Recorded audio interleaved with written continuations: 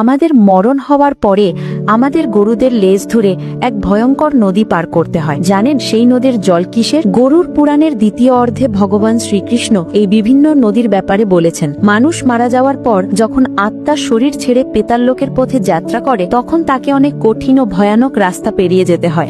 সেই নদীর মধ্যে হাজার হাজার কঙ্কাল পড়ে থাকে, আর সেখানে কোনো জল থাকে না, থাকে মানুষের রক্ত। সেই রক্তের মধ্যে মানুষের কঙ্কাল ভেসে বেড়ায়, আর নদীর মধ্যে থাকে ভয়ানক সব জীব, যাদের বিশাল দাঁত, বড় বড় নখ আর ভীষণ ভয়ঙ্কর আকৃতি।